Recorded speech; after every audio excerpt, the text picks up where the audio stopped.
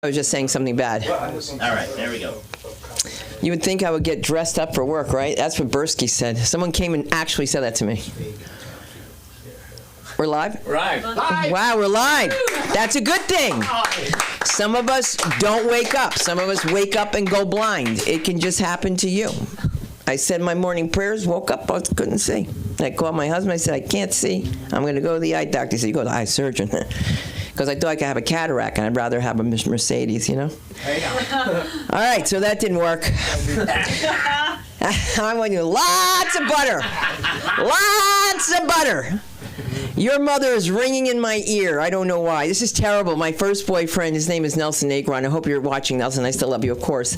And I'm just going to tell you this very quickly. His mother was just like, you are getting out of Patterson because you are not marrying this black woman, okay? Like, all my life, I've been chased down for being like something that's not acceptable. My Japanese boyfriend, his mother didn't like me because I was not a good Japanese girl. And then there was Fatima. She thought I was Argentinian. She kept using N-word in front of me. It was crazy. She kept saying, you know, he likes niggers. He likes niggers. And I was like, oh. And my mother says to her, oh, he always did. I'm like, Mom, you're so black, charcoal can make a white mark on you. Hey. And we're sitting there with Fatima eating fried chicken, doing this. But this is Patterson. This is where I'm from. That's why the blending culture is. And I'm addressing it to a new person. I'm totally petrified. Let me tell you something. The funniest thing that we've done here is we saw a guy come here. We didn't know if he was homeless or not. And we don't let him in. We locked the door, okay? The two of us. We're like, we locked the door. What do you want? I go, what do you want? And he goes, I just wanted to see about the podcasting. I'll go, well, give me your number. And he says, should I call the number? I go, give me your number. He goes, 201. So she's from New Jersey. I'm from New Jersey. 201 is New Jersey. And I go, where are you from, 201? She looks at me. I look at her. We're like, Jersey. He goes, Wayne, New Jersey. We're like, oh. We're like, come in, come in. And the guy would not come in. Now he won't come in. Now he won't come in. Okay? And I'm looking at him saying, there's no black people in Wayne except my cousin in Wayne, New Jersey, which is funny because they leave Patterson to go to Wayne to get away from the Patterson people, but to get your heroin, you got to come back. And when you're number one in the state for your drugs. And how I found that out, I was doing a benefit. I was doing a benefit for Chabad, and they were all Orthodox Jews. And I'm doing my routine, and I end, and I'm like, I'm from the heart of the ghetto in a place called Patterson, New Jersey. And I hear, oh, my goodness, oy vey, Murder Boulevard, Rosa Parks Boulevard, MLK Boulevard. When you hear Martin Luther King, Malcolm X, Rosa Parks, any of them, it's going to be a bad neighborhood, okay? I'm just saying. And Presidential Boulevard sounds beautiful. And the Christopher Columbus Project sounds beautiful. It's very scary. It's very scary. It's scary as going to England. My mother finds I'm going to England and goes, my friend is there, Vivian Appleby. And I want you to go find Vivian Appleby and dress up because she lives in the estates. So I was like, okay, and it was hot as hell. I got in a fight. Somebody called me a Yankee. I don't know why they got me mad because I'm black, but I was just like fighting for white people now. You know what I mean? Like I'm a Yankee. And the guy took my seat in the taxi. Can't do this. So I get dressed up because we're at the estates, and the estates is a housing projects, and I didn't know that. And I was so scared. If you think you're scared of a bunch of black people, you see a bunch of white people, you gotta run. They scare you. Listen, I know what I'm talking about. My cousins are from the Panhandle. That's all I got to say, all right? If you want to see something scary, you got to hear them before I come into a show. I sat up here. This girl looked at me when I said Kroonquist like she had two heads. And I'm like, yeah, because the only Kroonquists they know are black people. It's true. How many other Kroonquists do you know? None. None, right? Now, you know them all. He knows them. How intelligent is my family, though? They're very intelligent. They're very intelligent. Let me tell you, and not on the spectrum. Let me just say this. Tomorrow night's a very special night because we're having an open house, and we're having an open house for acting. The Film Actors Cafe has now collaborated with LASC, and we're having a very special night tomorrow as well as tonight that is hosted by Aaron McIntyre. Yeah. And you know what? I always want to call you by the Prime Minister's last name, but it's not. That was what was that, McInerney? Okay. McInerney's a fine name. A fine name. I got to keep watching Alfred Hitchcock. He's turning me on, and I don't know why. No, I really can't sleep without his voice. Have you ever watched him? You have to watch Alfred Hitchcock. Let me tell you what I saw. This is from 1954. They have a white guy dressed as an Arab, right? And I know he's white because you can see the makeup in the creases. And how many Arabs have blue eyes? So the guy that's playing an Arab says to everybody else, infidels. And I was like, oh my God, you can't say that. Isn't that funny? But true? Come on in. Did you sign in? Because you know I can't remember shit. But you're so bright. I know. I'm going to get it together. Where have you been? Okay, I'll find out. This is like you. Where are you from? I can't tell you. Have you been? I can't tell you. Because everybody wants to tell you on stage. I could tell you, but I'd have to kill you. Oh, my God. No, you don't have to kill me. Believe me. There's a lot more people that want me dead over you. And it's probably over a joke. Ridiculous. But I do want to give a round of applause to Kai, who's doing our production. Our in-house producer, Kai, is there, as well as Adrian Russo, who is substituting for our scholar in residence for a few weeks here. And of course, we have the one and only teacher to the stars, Aaron McInerney, who's, I just said McInerney, again, McIntyre, all right, who's here from the Film Actors Cafe. Give him a round of applause. And I'm going to say that it's always a pleasure when I'm able to get this guy to come on stage, because this is not what he does. But he's somebody who is really important to me, that got me into comedy. And so I thank him for it. Sometimes I don't. Because when I met him, I said, I'm a serious actress. I don't care what Jackie Mason said. I was so insulted. Imagine somebody saying, are you a comic? You've never been on stage in your life? You're like, I'm a serious actress. He's like, what have I seen you in? I got shit to say. I just found, what's Warren Beatty's wife's name? Annette Bening? Yes. When she gets hit by a truck, that's me screaming, Barbara, Barbara. That's me. And I'm not even listed in the credits. I'm so upset. And Warren Beatty chose me to do that because I fell, and he thought it was great. I fell. Patty, you know I fell. I could look at you and fall and trip. That's true. It's true. It's very true. And so we're going to start out with a little different kind of comedy, because we're also planning the Westwood Comedy Festival, and it's going to be a great night. We have female comics, male comics, mixed comics. That's funny. All right? We can all play Kamala Harris, because we need hope. We need a chance. If I hear hope and chance one more time in the same sentence as black people, are you kidding me? Trump said the craziest thing. He's like, you have to know that the migrants are taking black men's jobs. No, they're not. There is not going to be a black man standing on that corner slicing fruit and selling it because it's too hot and he can't afford his blood pressure medication. Okay, Trump? She got him so good. Only a woman can do this, okay? She waits till the end and says, you know, at that rally where everybody walked out when they were bored to tears, he was like, whoa! Ah! He went nuts. You stupid ass. You stupid ass. She's a woman and she's black and she got gay friends. She know how to get you. Because you know, you got to be gay to be that good. She has been schooled. I think she even had something implanted, the way she was just like, did you notice all of a sudden she started answering questions that weren't there? And this is not funny because somebody said to me, you sound like Kamala Harris in that word salad you do. And I took a look, and it looks like Dr. Phil doesn't know what I'm talking about. I said to him, he said, what do you think about anti-Semitism? I said, people hate Jews. And he said, now, why do you think that is? That's the wrong answer. You should say, that's not true. You should always negate. You understand what I'm saying? That was his last show. Ricky Lake interviews me, asked me, how's my relationship with my mother-in-law? She's been dead for 7 years. That was her last show. People, you got to do your homework. It's terrible. Kathy Gifford said to Martin Short, how do you keep your marriage alive? He says, I still stay in touch with her. We have a spiritual connection. She's dead for 9 years. Come on. I'm not the only one. All right. I'm going to bring up Mark Zaffin for a few minutes, ladies and gentlemen. Yeah. It's comfortable. I can't wait to go back to the US. So, you know how they fact-check Trump during the debate, and they did it wrong? I'm going to fact-check. I could fact-check Sunday. I don't want to routines there. I mean, it'd be pretty funny if I fact-checked. So, in terms of being a serious actress and where I met her, I met her in my art gallery, and they were doing a play called Housing, written by a man who made the Spectrum, and he wrote it, by the way, while he was working for the housing department. It was a play about homelessness. Of course, these gavones turned it into a comedy.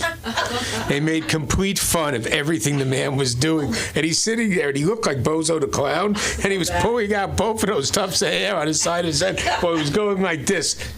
You know it's you, Eric. Anyhow, if you notice, I'm representing. Yes. Everybody see what I'm wearing? Yeah. All right. This is my Masa Amini T-shirt. You go talk about crazy people. You should have been on Westwood Boulevard yesterday with the Persians. First, they had their first demonstration, which was for Masa Amini. That was kind of secular. Then, as we were trying to enjoy our kefta kebabs over at Delphi, there was another whole demonstration of these people yelling, Shah, Shah, Paddy Shah, carrying pictures of the dead Shah. And I said, what is this, 1972? I mean, so I turned around to Roosbay, I said, who are these people? He goes, they old-fashioned, they want Shah back. So the point is that there were some very interesting comments, including what the mad mullahs are really in Tehran, or wherever they are, hiding in one of their tunnels. They are misogynist. Somebody called them misogynistic old men. And basically, it was, the Women's March. I don't like Linda Sarsour. She knows it.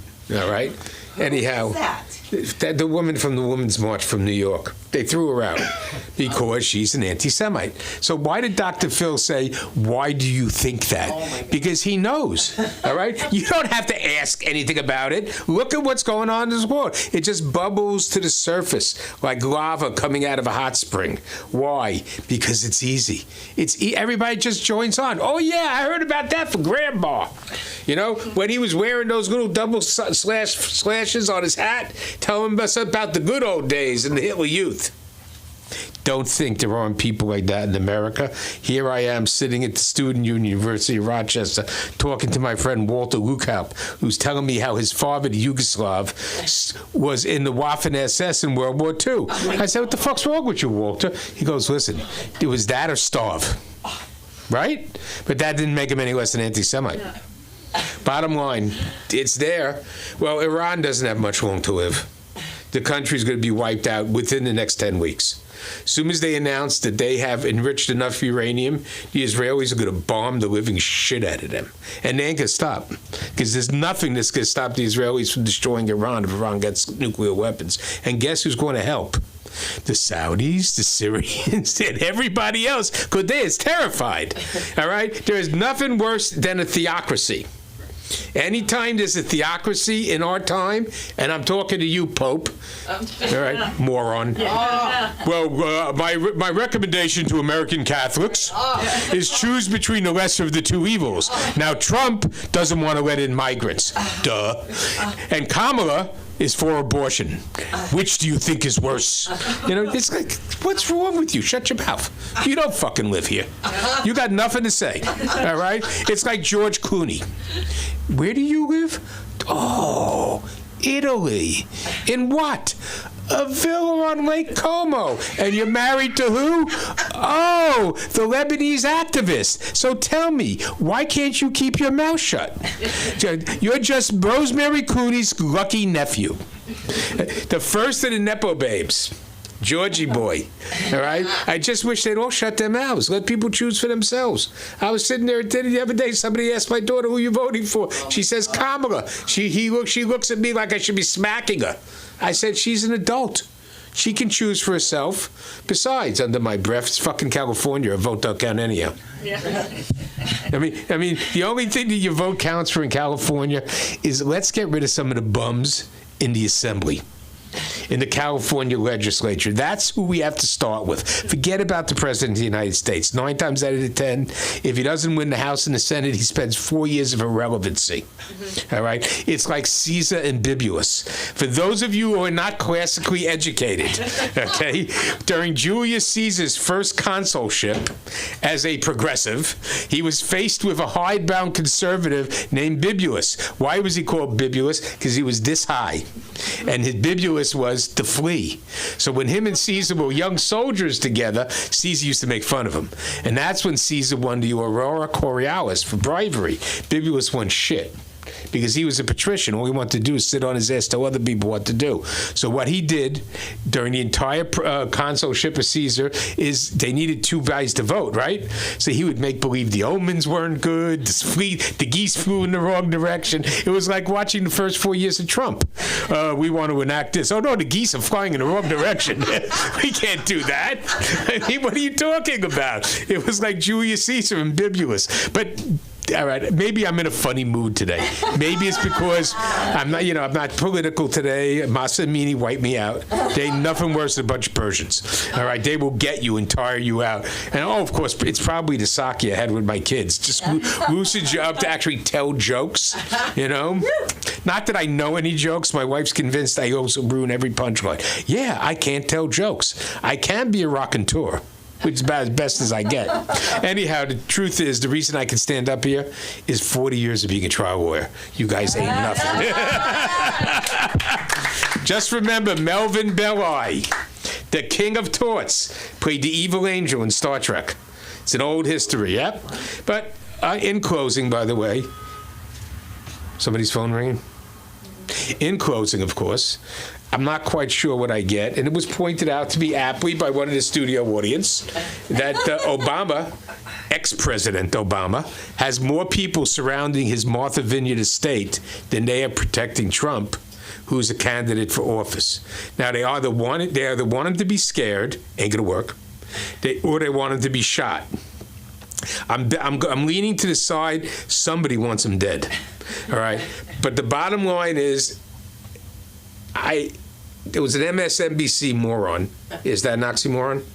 Yeah. There was an MSNBC moron that said, well, maybe now the Republicans will lower the rhetoric. I said, lower the rhetoric? You're not the one. He's not going out there saying anything that isn't true. Yeah, Joe Biden is a moron and Kamala's communist, but nobody's going to shoot them for that. But if you tell people, especially some of the people who own guns in this country and are white and are crazy, they are going to go, you say that the man's a threat to democracy, he's a fascist, he's going to take away your rights, like this guy really worries about abortion rights, all right? Crazy man, he's going to go out and shoot him. He had a fucking GoPro up there. He wanted to be the next Sirhan with proof. He brought his own video. I mean, this is crazy. What's going on in this country? Political assassination? So that it's an Orwellian moment. The Democrats saying, lower the rhetoric. Nobody shot at you. If you look at the last few politicians who've been shot or shot at, Tulsi Gabbard was shot by a mad doctor. All right? We have the guy who was the congressman down at the softball game, and we have Trump. I don't see any Democrats. The people who are crazy are coming from the left. They just, this Trump derangement series, synod. Oh no, that's what the religious people do. This Trump derangement syndrome. It's crazy. The man either wins or loses. Bottom line, wins or loses. We don't got to shoot him. Wow. Wow. I wish you could have heard this very same man when Trump first started running, okay? Very different conversation, ladies and gentlemen, okay? Why can't he trip coming out of the plane that we're paying for in our taxes? New York did not vote for Trump. I'm not telling you something you don't know. That's true. He's right. I mean, in Jersey too. But it's just so funny. These same people are coming out saying the different things. But that's okay, because we have hope. All right. So what we have is a lot of dope. That's what we do have. We had a hope for some clean dope, and not the kind with fentanyl. Not that I'm saying that. Did I just say that? No, really. You can't give people fentanyl. You got to stop this, because why? You're going to lose a customer, like literally, and they don't come back. Breaking news. What happened? Sean Diddy Combs was arrested for sex trafficking. He did. That's why he's changed his name all these times. He's been in the witness protection program. All right, well, now that's shocking news. And here's more shocking news. My very first, and I'm not kidding you, it was called The Femme Fatales, and it was my first self-produced show. And this woman comes downstairs and says, y'all got to stop the show right now. Y'all got to stop it right now. They chasing OJ in California. They got you chasing him in Cali. We got to make an announcement. I got a full house. I looked at her and said, you go upstairs and wait for me.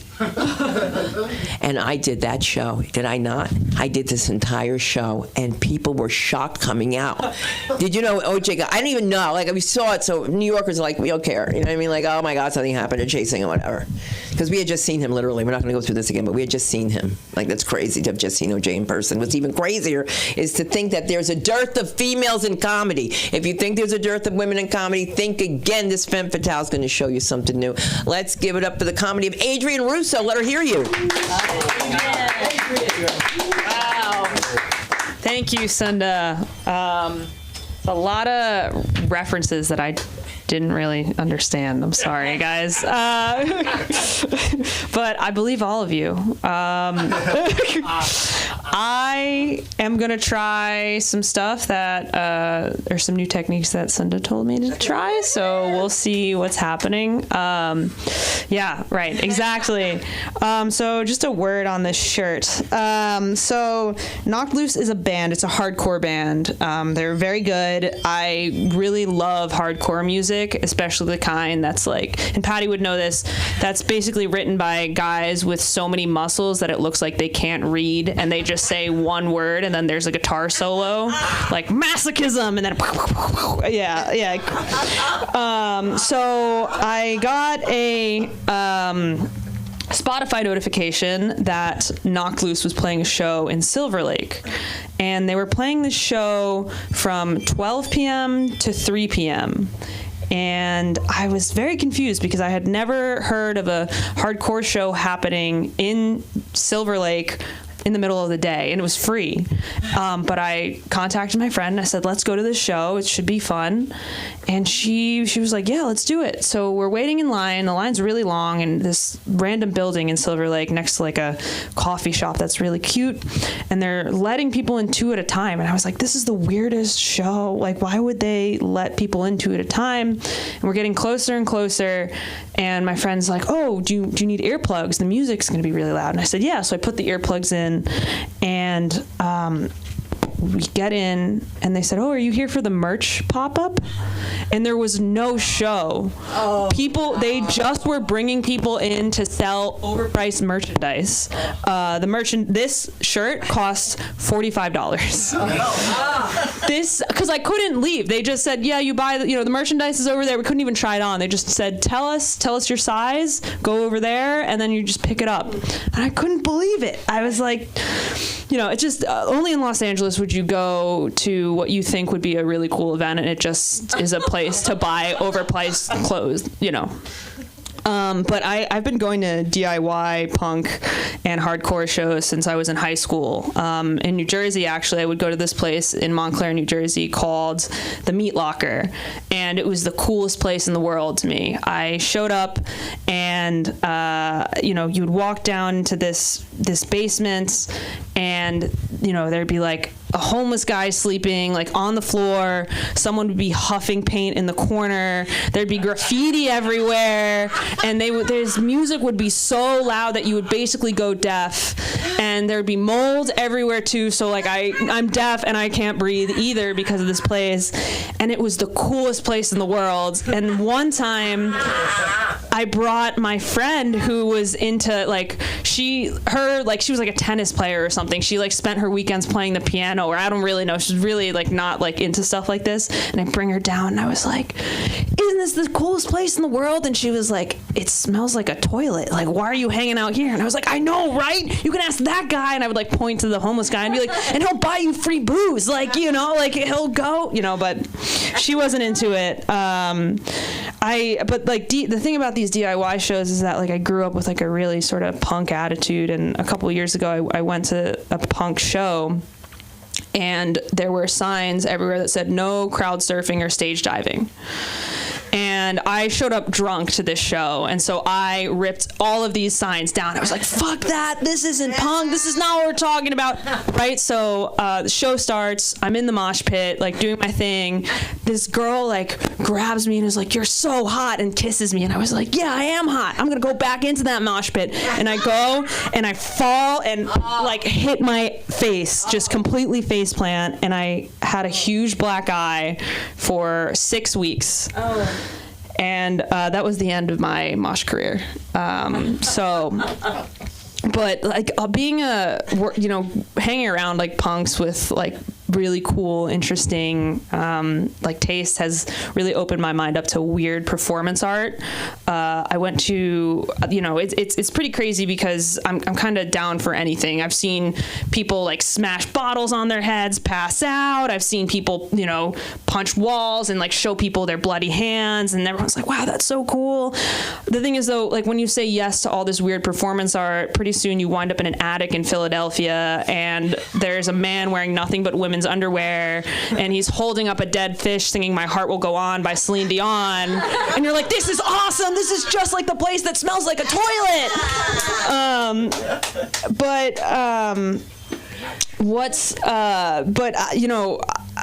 This is carried into my, like, I'm pushing 30, and this is like carrying into like my life now. My friend and I went to a mime festival this weekend. Yeah, we had no idea. We were like, I was on Eventbrite looking for something else, and I was like, a mime festival. And we went to the Late Show that featured provocative works of mime, which was amazing. I mean, this is what happens when you're unemployed. You just like go to different side quests, and you're like, what's over here? What's gonna happen over here? And it was really kind of crazy. I never thought my life could get sadder than what it is now being unemployed. But then you see mimes who are, rolling around on the floor pretending to huff car exhausts and trying to, provocatively mime very explicit acts to an audience that is probably all high except for me. Everybody thought it was hilarious, but at the end of the show, I actually passed a mime who was drinking some water, and he had the full makeup and everything, and I just said, "Oh, good show, man," and he said, "Thank you," and I was so scared. I was never seen a mime talk before. It was like the emotional equivalent of like Santa Claus taking his beard off at the mall. I was like, oh my gosh, you could do that? Like my innocence was ripped away from me. I mean, I guess all this whole bit like set was me trying to talk slow and tell different stories and stuff. I don't really have anything. I'm gonna just leave with one more story, not related to weird performance art at all, because isn't that just what stand-up is? But so I live in Los Feliz, right next to a Sikh temple, and I didn't know anything about like the Sikh culture, but it's been really cool to just see. To live right next to this temple and see the different rituals that they have and practices. And one day I had come out of my apartment, and I saw a group of Sikhs walking down the temple steps, and they were chanting, and they were someone was holding something on their head. Somebody was scattering I think rose petals or something before them. And they're chanting, and I didn't want to get in their way, so I just kind of stood there and watched. And as I watched them come down, I was like, wow, this is so incredible. I'm living in such a diverse, multicultural community. I've never thought I would witness something like this. And as I'm, watching this happen, this guy comes out in front of the group, and he's one of the Sikhs, and he's going, and he reaches for the car door, because I guess they were going somewhere, and he reaches for the car door, and he tries to open it, and it's locked. And he's like jiggling it while these people are like chanting, and they're trying to get the ceremony going. He's opening, he's jiggling, and then he stops, and he goes through all of his robes, and then runs back into the temple, and comes back, and he's like, he opens the door. But what was interesting is that I had never considered the fact that a 1,000-year-old ritual could just come to a grinding halt because of modern inconveniences. And I just thought, like, them leaving in the car, you know, being like, Jesus Christ, Frank, you had one job. You just had to unlock the car, and you did this last year too, but that's that. Thanks, guys. Where do they find you? Adrian Russo Comedy on Instagram. Wow, and you know what? I think even if it's a bar toilet, Yeah. A bar toilet or a bar room toilet or a bar toilet I was thinking about, and also I would be like exhaust fumes. Yeah. Be really specific. Yeah. And you know, if you guys don't know what a mosh pit is, it's beep bop bop, which I didn't know because I went to see, what's it called? Slipknot. Oh. Nice. And I promised my niece I would go with her to the mosh pit because I figured I'll have a bite to eat. And I mean, I just saw people with ice packs and they were damaged goods there. And I was just like, is there a lawyer before I go in here? Because I can't do that. I just can't do that. I'm going to bring up the gentleman who's going to make tomorrow night possible. The one and only Aaron McIntyre. Let him hear you. and don't forget, let them know. Yeah, careful. Careful. No, there you go. All right. There you go. All right, everybody, here we go. Adrian, I had no idea. You were such a fucking badass, you know? Fucking shit, you know, going to mosh pit. I went to a few, but it was a little while ago. It was probably 10, 15 years before you were born, so. In San Francisco. My name is Aaron McIntyre, A-E-R-O-N. It's not A-A-R-O-N. It's not E-R-I-N. I'm fucking sick of the A-A-Ron shit, okay? It's not A-A-Ron because A-A is supposed to be anonymous. And just think of aeronautics. That sounds better. Aeronautics. Don't know if you just want to get this out of the way right off the bat. I'm a little disappointed that there aren't more people of color in here because I always feel very judged by white people. You know, white people are always judging me, and I feel like people of color, they've already convicted me. So, you know, I mean, it is my fault. I'm white. I am white. I am bald. I am bipolar and have ADHD. And I'm a premature ejaculator and a pussy. Okay? We got all that shit out of the way. All right? I have no problem admitting all of that because I'm actually very proud of it. You know, the pussy is actually pussy. It's supposed to be pusillanimous, not pussy, the female genitalia area. And so I am a pussy, not a pussy.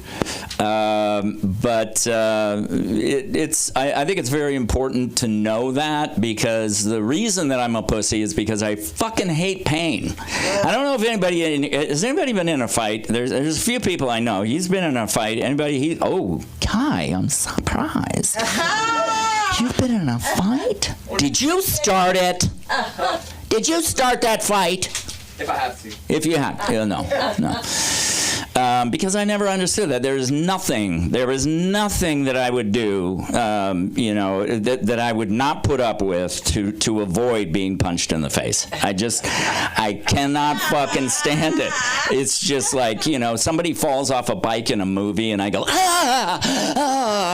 It's just, it's too much and I avoided it at all costs. I'm not afraid of dying. Okay, dying is easy, you know, as long as it's quick, as long as it's immediate, you know, because I have, you know, being bipolar, there has been times, okay, I've thought about it, and every time I think about it, it's like, I'm going to fuck this one up too, man, you know, I'm going to run into a wall or shoot myself in the head and only hit the side, you know, and then I'm going to be, you know, walking around or something like that, and so I don't do it. But now I'm medicated. So yeah, bipolar, ADHD, fuck, and Tourette's. Sorry about that. I forgot about that one. Shut the fuck up.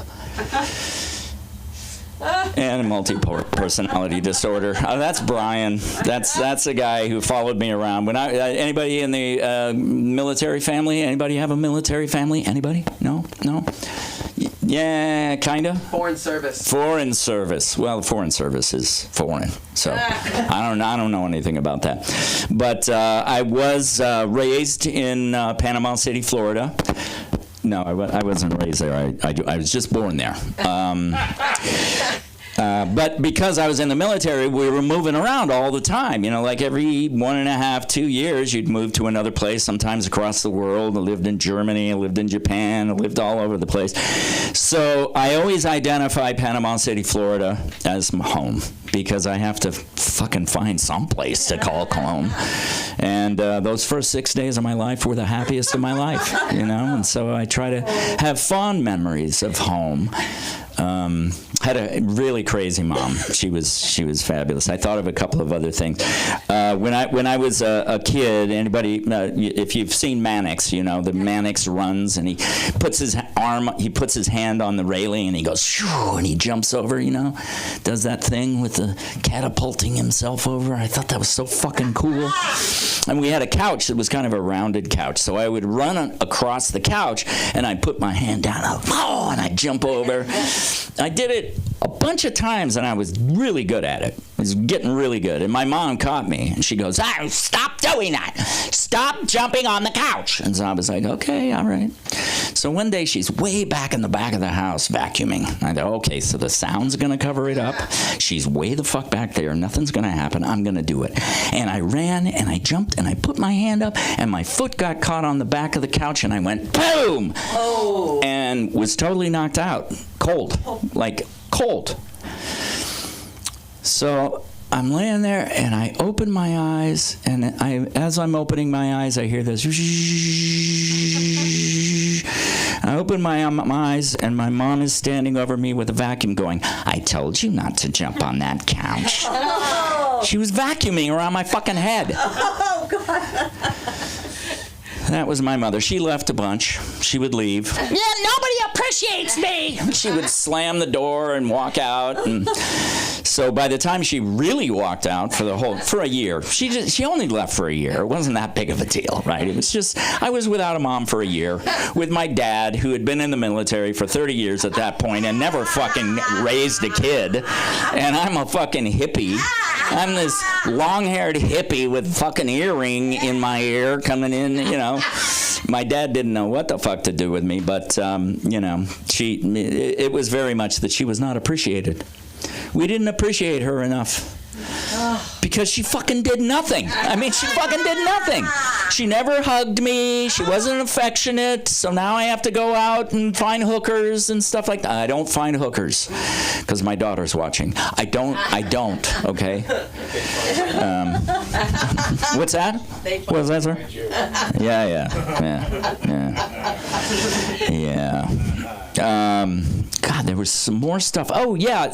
I'm not a racist, okay? Okay, I'm a racist. All right, I am a racist. I am very racist, as a matter of fact, and I'm racist against the human race. Okay, the human race, they're all fucking idiots. No, not the people in this room. Okay, all of you people are great, but everybody else is fucked up. But there is one race that I hate more than all of them, and that's the white race. But I don't hate myself because I think I'm a good white guy. You know, I'm a nice white guy. People, you know, all the white people are talking about, you know, cancel culture. White people have no culture.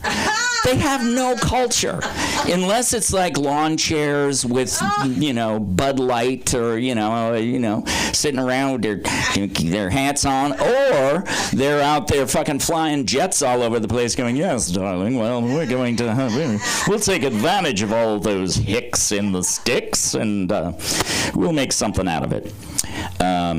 But yeah, it's pretty bad. This whole cancel culture. I mean, what is this cancel culture? If you have a culture, you cannot be canceled, right? If you really have a culture, you cannot be canceled, right? Unless they come in with, you know, which is I kind of feel like the direction we're going, where they're going to come in and go, oh no, you don't look like us, get out. That would be cancel culture.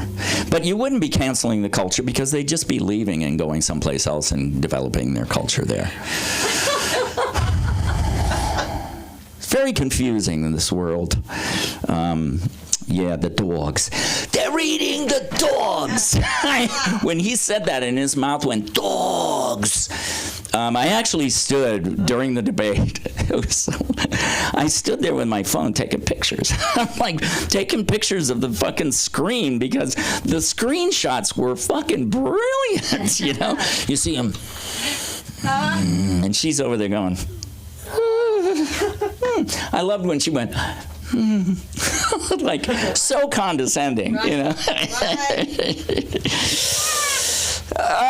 It was a good night for me. I felt really good because, you know, I mean, you're gonna have politicians, right? You're gonna have politicians. There is not one fucking president who has been president that I went 100%. I'm behind that guy. No, you disagree with a lot of stuff. You got to kind of figure out, okay, what's the stuff to really involve myself with. You know, I mean, sometimes people are, you know, they talk about, oh, she let this criminal go, and then he went out and killed someone else. And it's like, yeah, it was, you got 3 strikes, and he'd only had 1 strike, and what you gonna do? Gotta let him out. And so then he goes and kills somebody. You know, that happens. People kill each other. People kill each other every day. Have you noticed that? Have you seen the sign up there? People are dying of smoking. Have you seen the big sign? It's like 365,000 people died of smoking. We're all going to die, and that's okay. That's something we have in common. It's something we can bond over. You know what I'm saying? We can bond over death. All right, I'm done. Thank you very much. My name is Aaron McIntyre, A-E-R-O-N. Oh, yeah. So tomorrow night, 7 o'clock, well, we're going to start at 4:30. If you got any kids out there, please, I'm a very nice person, and I won't talk this way when your kids are here. But, yeah, we're doing kids classes at 4:30 to 6:30. These are kids who are anywhere between like 9 and 17. I don't want to go lower than that because they get unruly. And then adult classes start at 7. So we're going to have an open house, free workshop where you can come in, see how I work, see what my method is that I have developed, and see if you want to take some classes. All right? Yes. Yeah. All right. Yeah. Hey, everybody. He's going to answer all your questions about your acting world, and Not that I couldn't do it, but it's just enough. You know who got me most of my roles? My husband. Isn't that crazy? He's horrible to do a self-taping with. You know what the producer wrote back to us? Obviously, your client does not need a job. Her husband's an attorney, as he said many times during the tapings. I had him tape over so many times, he kept saying, I don't do this, I'm a lawyer. I'm not lying, Mark. It says, your client does not need a job. She's married to a lawyer. I said, how do they know? But he did give me Law and Order. It's true. I had a surgery. They said I'll be on my back for 3 weeks. And I was a sperm bank manager. Well, they're typecasting. It was terrible. I had my own trailer, and I was thinking my way to get away from them. And he came with both of my kids. I was like, no. Isn't this show business? I have a trailer. They're not supposed to be in here. And I'll tell you, I had one of those female things happen. The doctor's like, you can't move. And I was like, I'm going to move my ass to Law and Order. You will see. And Chris North kept looking at me and saying, listen, Miss Wu, talk about racism. They had me as Nancy Wu. I mean, Nancy Wu. How do you do, Nancy Wu? And then they changed it right there to Nancy Lee. They had somebody that made a new name tag that said Nancy Lee, and I still don't know why they gave me an Asian name. I don't know why. And then Chris North kept laughing and said, God bless you, change your dealer, change your dealer. And how did he put it? Oh, the director said, oh, she's a comedian. He goes, oh, that's why. You're the star, man. Aren't you Mr. Big? I never even saw a season or an episode of Law and Order. Not Law and Order, of no, I saw that. I was in. You know, I wanted to see myself on TV with commercials, like old school. And you know what my husband says as I come on the air? And when you gonna get another job? Right over myself. That's all I heard on my little phone. I was so upset, but I'm not going to talk about that because you know something. I love this woman because she's like sunshine. She makes me so bright. Let's give it up for the comedy of Shirley Bright. Come on, Sherry, let's do this. do this thing. We gotta do this thing. Do this. Do that stuff. Adrian, I was waiting for you to say, yeah, I'm glad I had the earplugs in. Yeah, merch room was really loud. Okay. I'm at an age where I want to be selective about my friendships, because I only want to really hang out with people who are adding value to my life. But it can be hard, especially when you have a history with people. Like, there's this one woman, I've known her 20 years, and I'm kind of positive. She's kind of negative. I'm a giver. She can be a bit of a taker. So, I finally sat her down and told her how I felt. And she's like, okay, Mom. My son was home from college this summer, and he was going to invite some friends over. And he says, Mom, please don't try to act cool in front of my friends. I'm like, oh my God, I won't. Jeez. Besides, you're low-key giving sus vibes. It's not that deep. Just let me cook, fam. I have been dealing with hot flashes. They're not all bad, Sunda. I've learned there's things you can do to manage them. So I cut out caffeine, and to avoid my biggest trigger, I killed my husband. I wish. But what did die was our marriage. So I'm proud to report that 20 years and 4 kids into my emotionally abusive marriage, I finally got out. Yeah, and by that I mean he left me. And then I took him back. Because I wanted to take back control and be the one to end it. And so I did, 11 years later. I packed up my minivan and backed out my driveway. I can't believe it took me 11 years. But to be fair, we lived on a very busy street. We did. Got a smile in the back there. We ended up being married 31 years. I know that seems like a long time, but you know what they say? Time flies when you're being dominated, bullied, and ignored by a carbon copy of your father. Anyway, that's what they say. To actually leave a marriage, you have to get strong. No? Good job, Mark. Damn it, next time I'm sitting in the back, I'm missing out. I'm not even coming on stage. To actually leave a marriage, Mark, you have to get strong. Before I left mine, I told my friend, I've really grown. Now when he yells at me, I totally notice. I've gotten so aware. Or, here's my alt. And this is all true, except I don't know how to tell it. Before I left, I told my friend, I've really grown. And she was like, oh, you mean you don't let him yell at you? And I was like, oh, no. But when he yells at me, I really notice, and I've really grown. First way, second way? First. Yes. It's now a feedback mic. The people at home are like, oh, I can't give my opinion. The other one, you should say it's not that deep first. Say that again? The other one, you gotta say it's not that deep first, because we do not see that other stuff coming in. It's not that deep? Yeah, that's how you should start it. Oh, when for you're like, the Gen Alpha language. Yeah. Oh, yeah. Thank you. I actually didn't mean to pause. Usually I power through to it's not that deep, and then people laugh. But yeah, okay. Try it though that way. I will. It's funny. I will. In a few minutes, when you guys have forgotten, I'll just bring it back. All right, leaving a marriage is fucking scary. I was so afraid I fled, and I hired this pit bull lawyer. And when my husband found out about the lawyer, he was just very upset. He's like, don't let the lawyer destroy my life, Sherry. And it's the first time I've ever not been the one who was scared. I really enjoyed that for about 3 seconds, and then I told that wrong. But basically, I savored that moment of his fear for a full 3 seconds, and the 3 seconds kind of made up for the 3 decades. But and I gotta say, now that we're divorcing, my ex is behaving because he wants to do right by me and regain our kids' respect. That is true. I spent 30 years trying to fix my marriage. All I needed to do to fix it was to end it. Like that. So now I've got a better behaved husband. Oh my God, he was not my husband. He's not yet legally my ex. I think I need some other term like separatee or Situationship. Situationship, maybe, or what? Bag. Douchebag, or like, what do you call it? Like insignificant other, maybe? Yeah, maybe insignificant other, but something. All right, so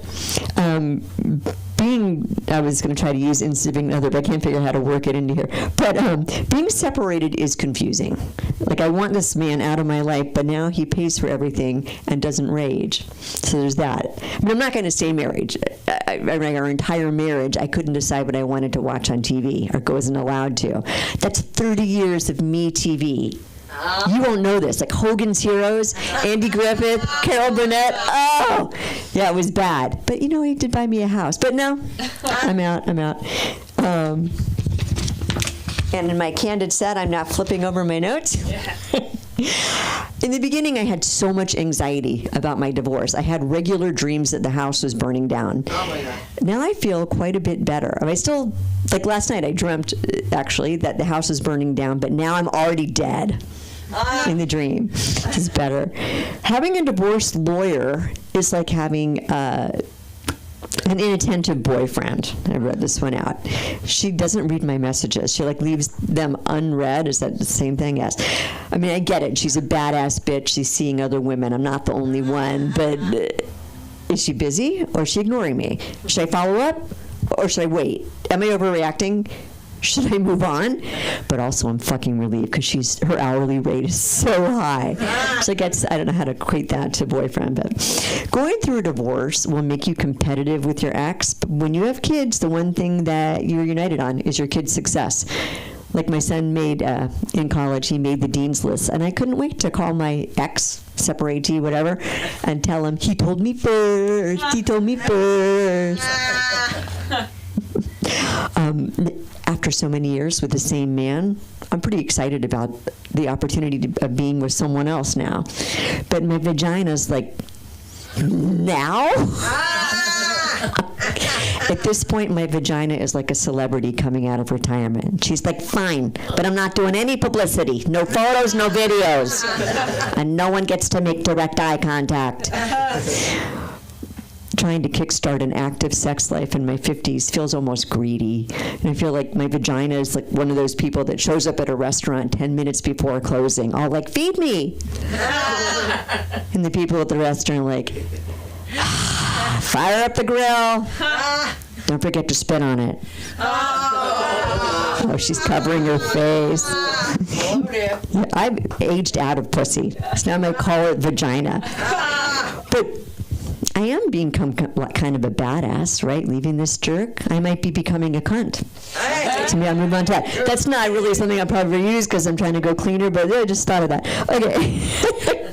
Dating as you get older is scary because the things you write on your profile to attract a mate are about to change. Like right now, my dating profile says, I love adventure travel. I would attract a man like Patty, right? Goes to Hawaii. Very exciting. But pretty soon it's going to say, I live on the first floor. My shower has handrails. So there's that. How many minutes am I at? Like 6, 2. I'll tell you right now. You know what? It's all. You got a minute. I got a minute. Okay, I just visited my 2 daughters on the East Coast, and I was trying to arrange for Thanksgiving. I'm going to be back. I have 4 kids. They're all going to gather where my 2 daughters live for Thanksgiving. My daughter now has a Taiwanese, her roommate is the Taiwanese national. And I said, is he going to come to Thanksgiving? Like, if he's not, I will be personally offended. All his family is in Taiwan. Is he going home for the Thanksgiving holiday? Because they have like a lot invested in how like white people came and first gave diseases to the Native Americans. But that doesn't track. He's coming no matter what. All right. Thank you, LA School of Comedy. What? Oh, Sherry, SHERRY _ Bright 2. There's a 2 after that? Yeah. The number, not the spelling. The number 2. The number 2. I love it. And you got to stick with the IO. With the what? IO, the insignificant other. Okay. You know why? And my IO and my insignificant other. And then, I mean, it's not that it's a feedback, but I just think it is funny the way you were talking about, it's just not that deep. It's blah, blah, blah, blah, blah, blah, blah, blah. Like, no one sees that coming. No one. It's not that serious. And then even if you start with it's not that serious and then go into it's beep, bop, bo, you know what I'm saying? It's just not that deep. Well, don't take my advice for it. I have no energy in me, so I would have to take an Adderall. I need my Addy, but all you need is a taste of Patty. Give it up for Patty. Up for Patty! Keep it going for Patty! Just give me a Patty! Give me a Patty, all of you! Yeah, come on, look at the fucking energy in this room. This is marvelous. I've got news. Are you ready? Are you guys ready for some news? I'm going to give you some news. Are you ready? Yeah! Sherry Bright has already attracted a man like Patty. His name is Patty. I'm just going to tell you something. At my point, at this point in my life, I don't have wet dreams anymore. But I recently had a moist nap. And in this nap, it was Sherry Bright, completely naked, with a general's hat and a bedazzled vagina. Her vagina was, we were making fast and furious love. I had a basket above the bed. She was spinning around. It was marvelous. Then suddenly it morphed into Kellyanne Conway. I don't know if you remember fucking Kellyanne Conway. She was the original word salad woman. And we were going at it, and she kept on blaming her inability to climax on the Obama administration. You can take your time with that. That's okay. I love Aaron McIntyre. Give it up for Aaron McIntyre. Aaron McIntyre, if you look at him, if you take a good look at him, Sherry Bright, if you look at him, you have the smoldering sexuality of a younger, hotter Captain Crunch. I would like you in a fucking triangle hat. I'll take it. That's hot, baby. You go to the cereal mascot section on Pornhub. We'll catch you there. Let's love. Catch you there. Woo! Get you doing a My Little Pony from behind. Woo, baby, that's hot. So hot.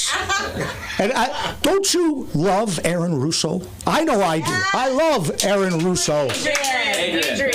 Adrienne Russo. I love her even more. I love because here's the deal. Like a mime festival. There's nothing less festive than mime. That's like a leper shadow puppetry display. It's just not. It's not even possible. But your love of punk rock. I'm not going to really do any more stand-up comedy right now. I'm going to just tell you a story.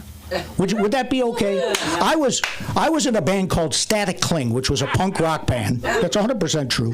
In the early '80s, and we opened for a band called the Violent Femmes.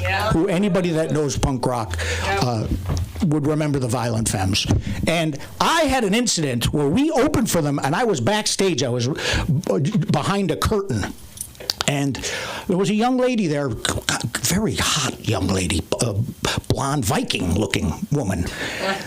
And one thing led to another, and we were doing the deed right there, behind the curtain. Oh, no. As the Violent Femmes are playing, and I'm keeping good beats. I'm keeping a good rhythm. I'm going to town, and the curtain swings, and I look down. And she has a swastika tattooed above her hoo-ha. She also had a little Hitler mustache, which was actually that's the only place you can really wear that mustache anymore. It's not you can't really get away with it anywhere else. And I would like to tell you, ladies and gentlemen, that at that point I took the high road. There was a choice to be made. I just look back at it. I think of it kind of like a hate crime with a happy ending. But here's what I want to say. My penis has no ideology. It has no political leanings. It does go a little to the left, but that's Peroni's. That's a little different. I've made love to a woman. Had a big Confederate flag on her boobie from behind. I'm not a racist. And I wouldn't even rule out. I've never met a hot Klanswoman. You know what I mean? But I wouldn't get in between those sheets, if you know what I mean. I would not do that. I would make sweet, passionate love to her on my Barack Obama Hope and Change bedspread. to bring a new ideology. Because sex is just sex. And speaking of sexy, did you see the abs on that Trump assassin? By God, did you see him with his shirt up? Fucking great-looking abs. Don't get me wrong. I mean, if he was 58 years old, fucking abs on him. That's something. And here's the thing. You can tell, first of all, I suffer from a condition called that motherfucker probably voted for Trump face. Which is fine, you know, what do they call it? Resting January 6th face. Whatever you fucking want to call it. I like how Trump calls it J6, you know, like you're in some fucking club of some sort. But the thing about Biden, and I did vote for Biden, I'm just going to tell you, I have a little buyer's remorse, I'm not going to lie to you. You know, but he's at heart, he seems kind in that, like, when this happened on the golf course Sunday, I don't know, guys, did you guys know what happened on I think some of you know. He said, well, it's nice to know that the president is okay, and we need some help with the Secret Service. You could tell Kamala there's no fucking love lost between the two of them, because she actually quoted John Wilkes Booth. She said, you miss 100% of the shots you don't take. Think about that. Get a load of that. And I think actually John Wilkes Booth, who was actually a very famous actor and a slavery enthusiast, I don't know if you know that, he was making the slavery. Actually, he was very into acting, you know, like after he actually shot Lincoln, he leaned over and said, other than that, Mrs. Lincoln, how's the play? Yes! Yes! But we can't blame everything on the president, right? Like, for a while, everything that was evil apparently came from Hunter Biden's laptop. Monkeypox, for some reason, came from Hunter Biden's fucking laptop. Now, I don't know if any of you, because it was a myth at first. It didn't exist. It existed. And we saw the tape. Have you ever seen the tape? By a round of applause. There is a tape. You could see it. You could pull it up. And it's Hunter Biden in a sensory deprivation tank, watching porn and smoking crack. 100%. You can see this. And I looked at that, and I just thought to myself, he needs help. And then other part of me said, I sure would like some fucking crack. Because here's the thing, you guys have fentanyl now. There's no fun in fentanyl. I want to say something about crack. Crack was not whack. I smoked lots of crack. I had lots of fun with crack. You know, about 1 out of 4 people, it completely fucked their life up. But the other 75%, we had a ball. Don't look, because here's the thing, crack brought people together. It brought people together. Like, you know, white people love to smoke crack too. That's a fact. But much like Church's chicken, it was not available in our neighborhoods. So I mean, you want to know where bigotry and racism end? When you run out of crack. You run out of crack. I will smoke crack with you, your race, creed, or color. Does not fucking matter to me. I will smoke your crack. You know, at that point. But most people that talk shit about crack never met crack. It's a lot like Hitler. Well, because I hear people talk shit about Hitler all the time. I never met him. He's not here to defend himself, you know. I will go out on a limb, and I will say Hitler wasn't funny. But, you know, the best comedy writers in Germany weren't available at the time. You can take your time with that. You can take your time.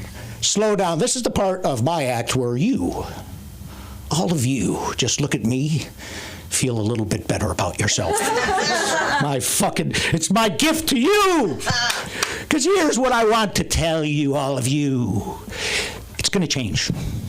It's going to change. Whatever you think now, it's going to change. In your 30s, you think these things are important. In your 40s, you think other things are important. In your 50s, you realize nothing's fucking that important.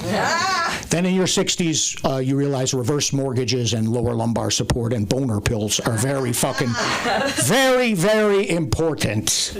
For instance, I have a favorite child. By the way, we have favorites. Right, sorry, I know you get butthurt about it, but we do. My favorite child is my daughter, Nia.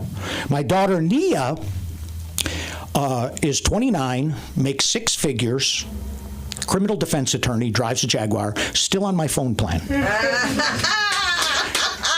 So I have paid for her education, all of it. And I figured out I have paid for just enough education for her to look down on me. And she does. I want to qualify something. I have no education. None. I have what's called a GED, and if you don't know what that stands for, you've probably got one too. But I dropped out of high school at 15 to go to cake decoration school. Fucking cake decoration school! And I was kicked out of cake decoration school for meth addiction and an inability to spell. That's fucked up, okay? But I'll share this with you. Andy Dick actually drove me to rehab twice. You know how fucked up you have to be for Andy Dick to come up and go, dude, it's time, I'll drive. But she was always talking about the patriarchy and how she's going to burn the patriarchy down. And we're taking down the patriarchy. I didn't know what that meant. You know what I found out? The patriarchy is me. It's me. And I would remind her very gently that the patriarchy is the reason she has zero student loan debt. Well, I'm going to tell you, things change, and I'm going to kind of wrap this up real quick. My father is 87 years old. He has been an illegal alien in 2 different countries, one of them here, okay? My father ran condoms for the Irish Republican Army. They used to run, it was a theocracy in Ireland. Condoms were illegal. He would run the condoms down from Belfast, and the money was used to buy guns. Okay, and he's here. He's here. He's been here 50 years, and politically, he's just to the right of Attila the Hun. Okay, I made the mistake of telling him who I voted for one year, and now I've been Obama's girlfriend for many, many fucking years. But here's what I want you to hear. This is a tape of my father wishing my sister a happy birthday on Sunday. Are you ready? Yeah. Would you like to hear this? Yeah. It's about 4:30 on Sunday, Susan. I just want to wish you a happy birthday before I forget or fall asleep or something. I remember the day before you were born, your mother smoked some pot. And would you believe it? You were born that night. Okay, I'll talk to you soon, honey. Bye. Things change. Listen, give yourself a round of applause. You guys have been adequate. I'm Patty, P-A-D-D-Y-F-O-R-C-O-M-E-D, however you spell comedy, C-O-M-E-D-Y. Let's give it up for the mistress on this misfit, this island of misfit toys. Give it up for Sonda Kroonquist. Come on! That's me. Oh my God, Patty. When do they get off that phone plan? They never do. Oh my God. Why doesn't your father have a noticeable accent? My father... Because he's undercover. But listen, we have time for that, and months and days, but we also have weeks. Let's give it up for the comedy of Brennan Weeks, ladies and gentlemen.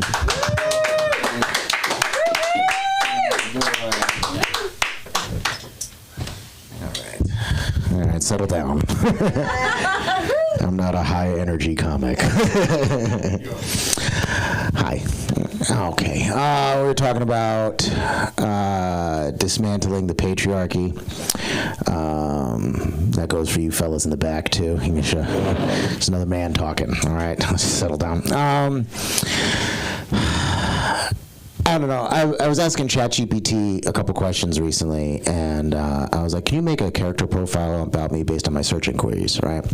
What came back with it was I actually have a high interest in 20th century postmodern feminist theory, okay?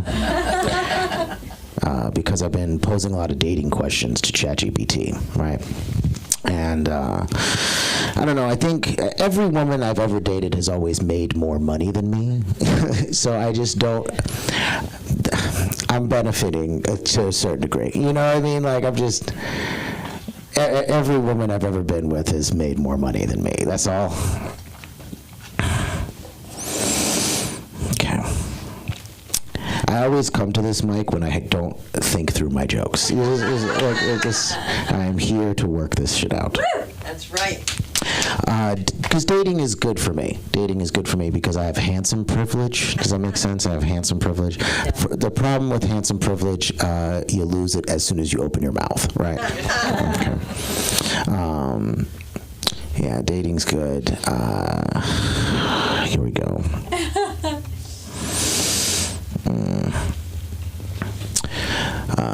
Dating's good because I know when to ghost. right? I know when to ghost. Like, how long are we gonna do this, right? How long are we gonna keep this ruse that I'm interested, you're interested, and you're pretending to keep this going? I ghost so good, I am Ghost Rider, okay? I am Casper, the leave you in a situationship ghost, okay? I am the Forrest Whitaker. I am Ghost Dog. That's why I'm an Oscar-winning actor. Casper, the polyamorous ghost. All right, whatever. I haven't thrown the finger in a while. When was the last time you threw the finger? Right? Because there's a difference of just giving it, right? Giving it is like a nice present, you know, you just give. But when you throw it, there's like an energy. But I haven't thrown a finger in a long time. If I can't commit to a relationship, but I cannot commit to this either. You know what I mean? Like, I just can't. And because there's levels to the finger, right? There's levels, right? You know, if you're on a shitty phone call with somebody, like on customer service, you're just like, oh, fuck you, you know? Or you leave like a shitty conversation, you're like, oh, fuck that guy, right? But to throw the finger requires that much energy that you have to be ready to get punched in the face, right? Like, that's the first thing. Like, if you're gonna throw it, you gotta fucking catch it. All right. I'll skip that one. I have immigrants in my neighborhood. We all do, right? I have immigrants in my neighborhood, except my immigrants are parrots. All right, I live in mid-city. I live in the neighborhood where there's like a shit ton of parrots, and it's not bad, but it's loud. All right, like most immigrants, and like. I've, to be honest with you, I've thought about killing them. All right, just one cartridge of birdshot. Take out 25. We could still have a good summer. You know what I mean? But then I did some research on these parrots, and turns out they are an endangered species. All right, and there's more of them in LA than there is in their native Mexico. Okay.